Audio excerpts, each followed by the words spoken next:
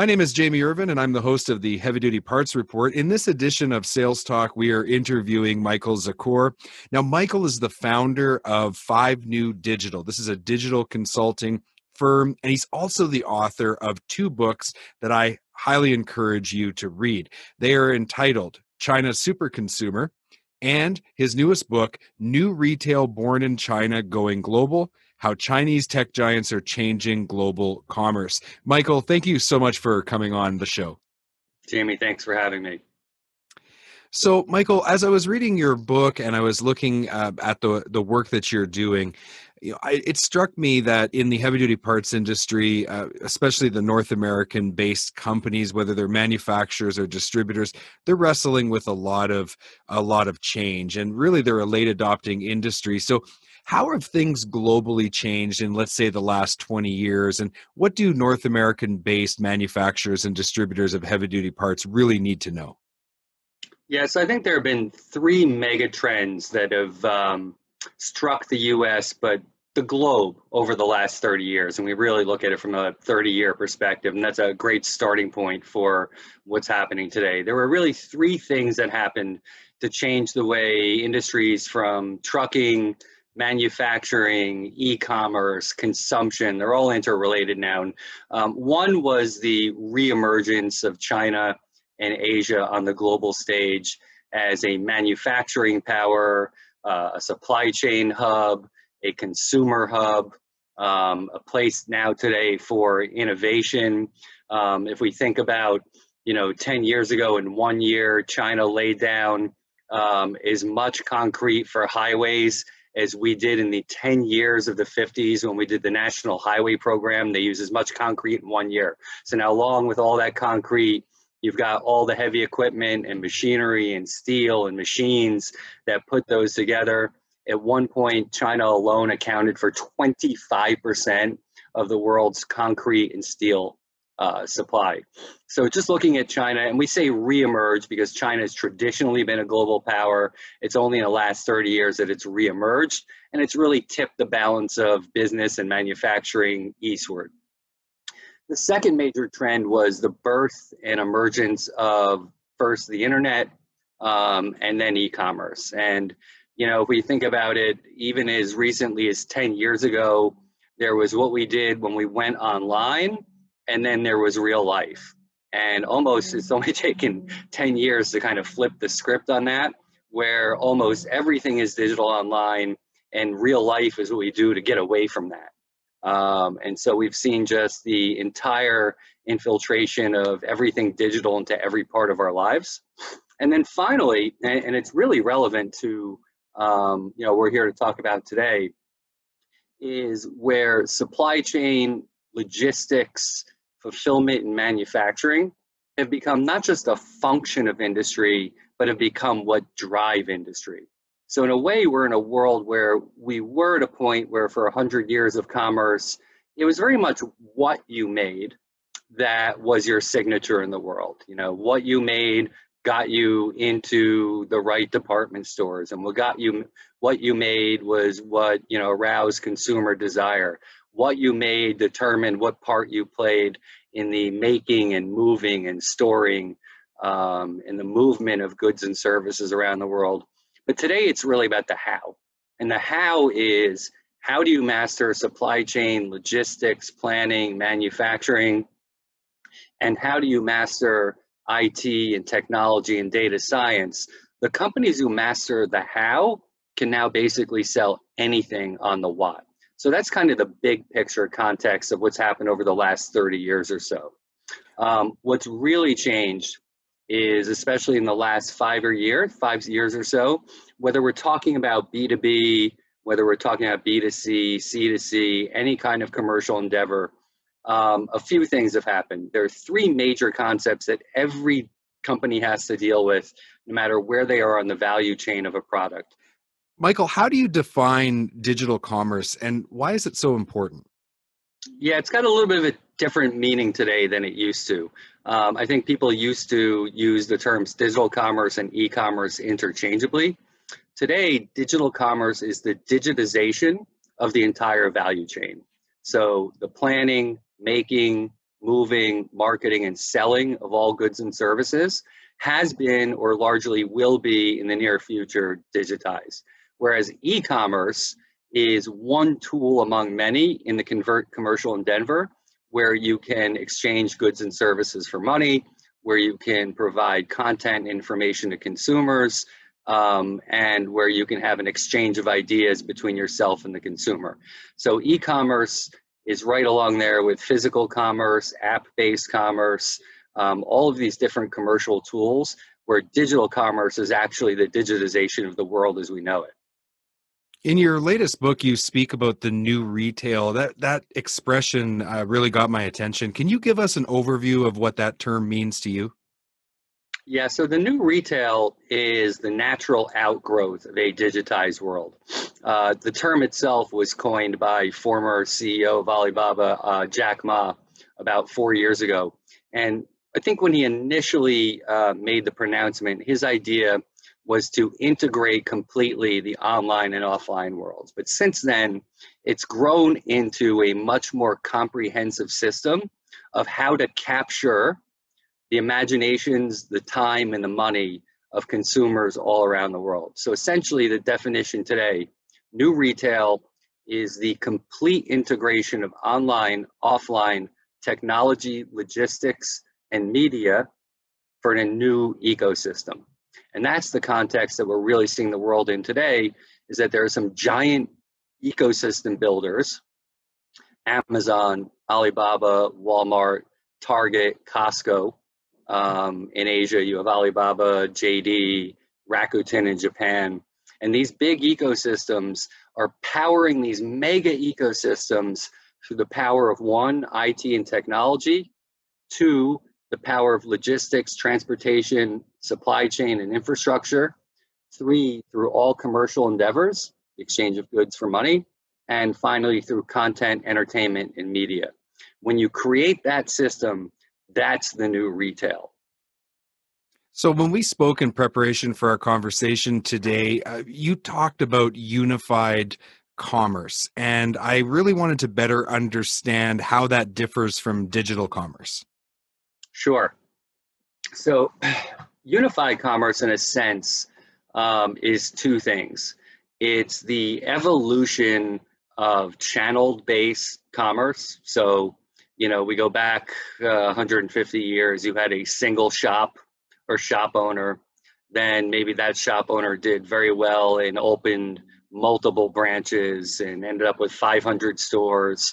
Or if you were Sears, you had stores and you had the catalog, which was essentially the first kind of proto e-commerce model, the Sears catalog. So they had two channels. Then companies would start getting into selling wholesale and selling retail. And then eventually it started selling online. So you had all these different channels. The problem was none of them were actually connected and speaking to each other. They had different manufacturing flows. They had different money flows. They had different information flows. And the term we started to hear some years ago was omni-channel, which I always found to be an inadequate term, because all it really was saying is we're recognizing that we have multi-channel. We know we have multi-channel. And so when companies are saying we have an omni-channel approach, what they're really saying is we're attempting to connect our various channels for a single goal. But that never really came to fruition. Unified commerce is the evolved version of that. And it essentially says, if you're a company, if you're a brand, if you're a retailer, if you're an ecosystem builder, you can no longer afford to think about having separate channels that operate independently from each other, that you should have one single goal at the end, which is what? Commerce. Just do more commerce. Sell more things for more money to more people, and it doesn't matter how you get there. And so we think about it from a consumer point of view. It's essentially allowing the consumer to start their journey with you anywhere and end it anywhere, right?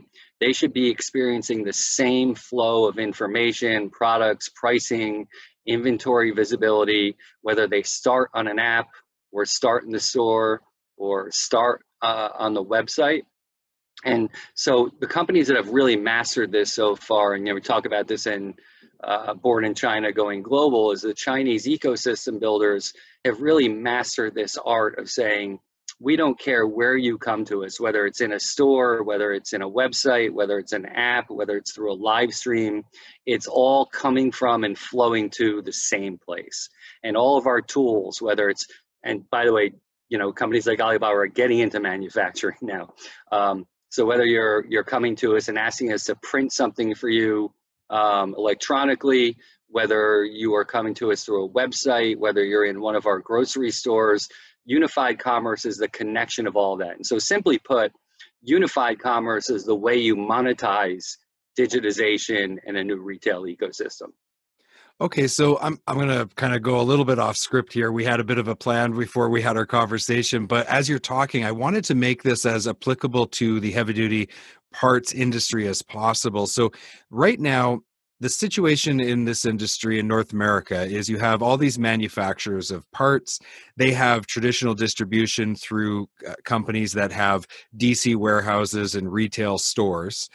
And so the manufacturer sells to the distributor sells to the truck operators, the fleets, and the independent repair shops that need parts on a daily basis to keep equipment going. And everyone's struggling to move to this new model, whatever that is. And a lot of people, I think, in our industry don't even understand the full scope of it, which is why I was so interested in talking to you. How do we give them a picture today of where they need to go to be able to implement the things that you're talking about today? Sure. Well, it can definitely sound, whether you're in the heavy duty parts industry or whether you're selling handbags, facing that landscape can be a little disconcerting, a little intimidating, and it can certainly leave you with more questions than you have answers. I think the first step is to educate yourself on what these ecosystems are, right? And who's running them, and to essentially have an offensive and a defense strategy on how to engage them. So what we mean by that is if you're looking at Costco today, Costco, we think about going there and buying a $1 hot dog and more household goods than we ever thought we needed. But they're also in the car business, in the car repair business. They're in electronics business. They're in the repair business. They are selling heavy duty equipment. They're selling generators. They have their own plan of stores that need maintenance and taking care of, right? The issue is they're moving all of those systems to digital-based platforms. So whether it's keeping track of the fryers and the rotisseries for the chicken, the generators, all the things that they do to keep their plant running, number two, and all of the heavy duty industries and services they're providing, plus the heavy duty products they're providing, they're putting this all into this ecosystem model now, right? And so to understand where your challenge and your opportunity is, you need to first understand what the Costco ecosystem is. That's number one. Number two, it's the acceptance of the fact that your primary customer, whether it's the distributor or the end user or both, they're also flowing to this model. And, I hate to put it so simply, but the fact is you'll get left behind, right? You don't want to be the operator and the maker who's going to get left behind in that shuffle. If we look at, again, at Amazon, the scariest words you should ever hear in the English language are Amazon can't do that, or Amazon won't do that. There is nothing they can't or won't do. So, guys who thought because they were in the arts and crafts business or in the luxury handbag business that they were immune from the Amazon effect have quickly found out that's not true. So the question is, what's next? Where's the threat to me? And how do I play into that? So again, just using that example, Amazon with 200 plus distribution centers and the sortation centers, think about the amount of equipment that they're using to build these facilities, to stock these facilities, to keep these facilities running. But they've got their own way about doing that, right? So I think the first step is the recognition that the people you're selling to are following this model and you need to adjust to it. And then the second step is saying, how do I insert myself into these ecosystems? But at the same time, how do I do my own version of that, right? So what you'll see with a lot of heavy duty guys, some of them gotten really good at B2B e-commerce, right? So the sexy talk about e-commerce is usually with the consumer stuff. But the truth is that B2B e-commerce is growing at a faster rate than B2C commerce is. And so ask yourself, what can I do to digitize my planning, my making, my buying, and my movement, plus my flow of goods, my flow of information. All right, we talk about the big flows: information, goods, ideas. How do I improve my 4 flows, number one? And how do I improve digitally my 6 mega processes of my supply chain: plan, make, move, buy, distribute, store, sell? That's fascinating, and I think that that's why some people are still struggling, because they have this belief that, well, with heavy duty, we're talking about transmissions and skids of brake shoes. Like, Amazon's not going to be able to ship that, and I hear that all the time. And I'm glad that you brought that up, because I think that it's so important that people understand the scale and scope of these ecosystems and these companies and what they can do to any industry, that none of us are immune. So when you talk about how you can play a bit of offense, and kind of insert yourself into these ecosystems, but then defense and try to build it yourself, what really should they be doing? Like, if you were starting a company today that was manufacturing parts for commercial trucks and you were North American based, how would you go about setting up your company from day one? Okay, let's be very clear here. I wouldn't know where to start on day one setting up that type of company, because I have no experience in it. But the things I would certainly thinking about is, who is my customer of the future, right? That's first and foremost. What changes have been wrought by these mega changes, and who is likely to be out of business 5 years from now? So you may be looking at customers and industries that right now are simply putting window dressing or simply putting a Band-Aid on a gaping wound, right? So really kind of step back first and say, who are my customers today? Who are my customers likely to be tomorrow? What industries are likely to benefit from these changes, and which are likely to suffer, right? So let's just use an example from what's happened the last 8 months in the U.S. from a COVID point of view. The truth of it is that some categories of products have benefited greatly by the shutdown, and others have been devastated. And then asking what amount of that is going to be permanent, what likely is to revert or not. So if you are in the business of making heavy duty parts for the airline industry, whether for construction or repair or maintenance, you're probably not doing pretty well right now with 3/4 of the fleet mothballed, right? If you are in the business of making racking and automated pick, pack, and put wall units for distribution and centers, you're probably doing very well right now. So those are two kind of heavy equipment points of view. But on a more down-to-earth consumer point of view, fashion is falling off a cliff, because we're all working from home and we're not wearing suits and ties, and hell, we're not even wearing, Oxford shirts, and in some cases pants, while we're doing meetings. So fashion is, Don't stand up. I'll stay here, always from here up. Believe it or not, body fragrances and deodorant sales have dropped significantly. Color cosmetic sales have dropped significantly. So you can see where, all those industries have been affected by the way people are moving and acting, people and industries. On the other hand, anything that has to do with home decor, anything that has to do with home health equipment, anything that has to do with the home is flying through the roof right now. So why? Because think about it this way. What's the mega picture is, we've all been forced into a situation where our home is not only our home, it's also our office, our gym, It's our primary educational center for our children. Uh, it's our restaurant. And so, if you look at it that way, I'd be saying to myself, one, how do I shift in the immediate to take advantage of where the action is and how do I plan for the future for where it's not going to be? That's where I'd start. Number two, I would take a serious look at my technology stack and say, if Amazon, you say, well, Amazon can't ship that, but Amazon may ask you to ship that as a price of doing business. So looking at your tech, looking at your logistics, and then getting the product as close to the distributor end user as possible are a few places I would start.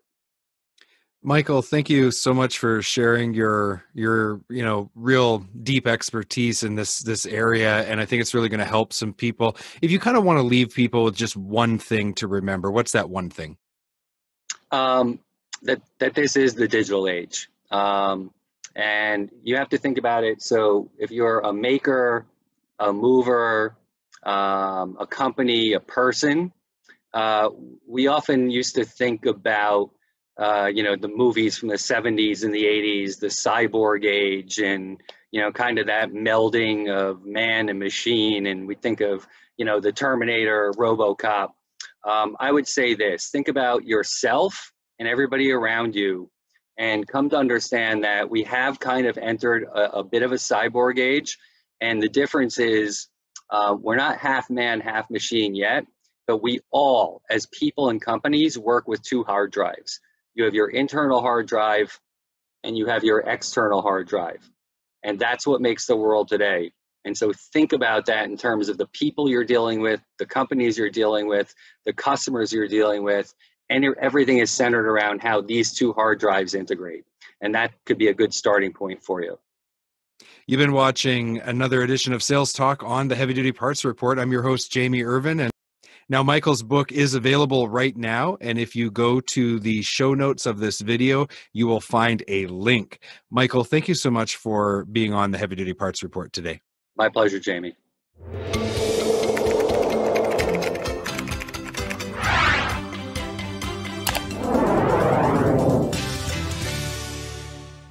You can watch our next video. Make sure to click the like button, write a comment, and don't forget to subscribe.